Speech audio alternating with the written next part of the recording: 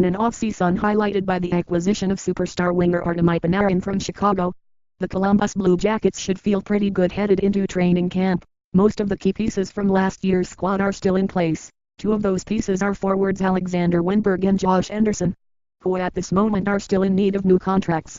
Both are RFAs who the Jackets value strongly. There isn't a doubt in anyone's mind that these two get extensions before the off-season is over. One of the biggest questions remaining for this Jackets team right now is who is going to play center on the third line.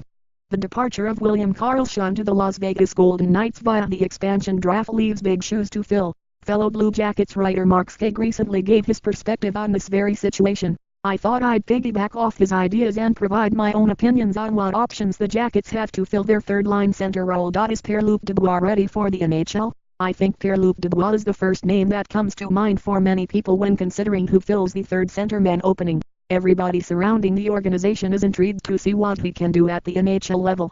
The former third overall pick in 2016 has a lot to prove after a down year in the QMJHL this past season. What a gigantic opportunity the youngster has this coming training camp to persuade his drafted team that he's ready for the challenge. Move Boone Jenner to the middle. Boone Jenner has spent the majority of his career on the wing, but he played center at the junior level and has tried it out at the NHL level too. It has just been a preference of the Jackets to keep him on the wing, likely to get in first on the forecheck and grind along the boards with his big frame. Under head coach John Tortorella, he has been leaned on for his efforts in the defensive zone. He also has a 30-goal season to his name which he accomplished 2 seasons ago. Even if Jenner is viewed as a downgrade defensively compared to a William Karlsson, his offensive capabilities make him a viable candidate for the third-line center. Putting Jenner in that role creates a strong balance amongst the forward group. Plus, he's listed as a center on his NHL.com player profile. A move to the middle for Boone Jenner would make a whole lot of sense. Sign a free agent. Last year on August 1st,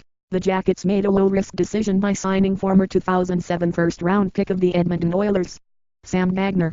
That experiment turned out to be a huge success as Gagner tallied a line of 18.3250, his best season since his rookie year. Gagner also left the Jackets this summer, signing with Vancouver as a free agent. Most of the top remaining free agents are wingers, so if the Jackets end up signing a true centerman, it probably means they're trying to add some more depth at the position.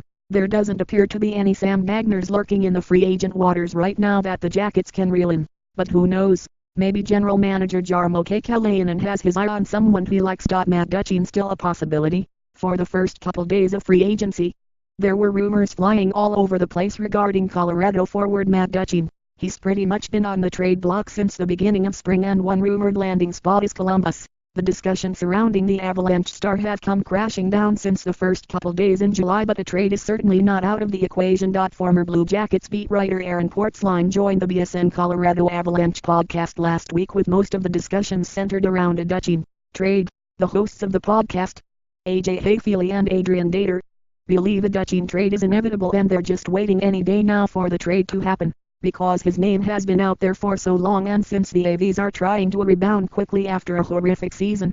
It is believed that general manager Joe Sakic must win the trade.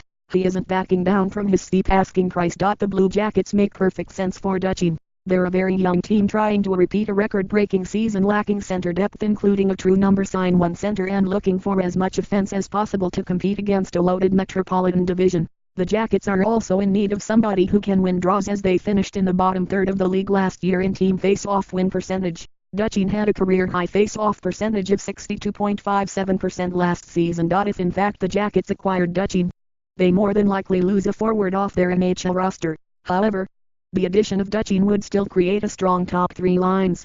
Wennberg would move down to the second line while Brandon Dubinsky becomes the third line center. There are certainly other trade options the Jackets could pursue that may involve giving up much less to acquire a third-line center, but Duchene has been the hottest name on the trade market for a while, with the Jackets being linked to him every step of the way. Final thoughts: the Jackets are definitely going to look inside their organization first to fill that third center hole. It may appear to be Dubois to take, but I just have a feeling he will make a living in the NHL on the wing. Dubois' performance during training camp will dictate how the Jackets go about filling the hole in the middle of the third line. If he wows during training camp as a center iceman, then he's the guy. If he underwhelms, that's when the Jackets start looking at other options. My prediction, though, is that Dubois spends another year in the CHL to develop his overall game before playing alongside the big dogs. I believe it makes the most sense to transition Jenner to center if the Jackets decide to stay in-house. The Jackets have plenty of wingers including Cam Atkinson and Oliver Bjorkstrand that belong in the top six. Not to say that Jenner doesn't. His move down to the third creates room for those two. Plus, I really enjoy watching Boone Jenner and Josh Anderson play on the same line, no matter who's on the left wing. There's already a lot of weight being thrown around with those two. All in all, the Jackets have options. They'll figure out in the next month which of the above options is best for the team. It should be noted that all these options stay on the table through preseason and into the regular season. The front office is constantly evaluating, so if they don't like plan A, they'll move right along to plan B. Hopefully, at least one of these plans works out, allowing the Jackets to recapture the tremendous success they achieved last season.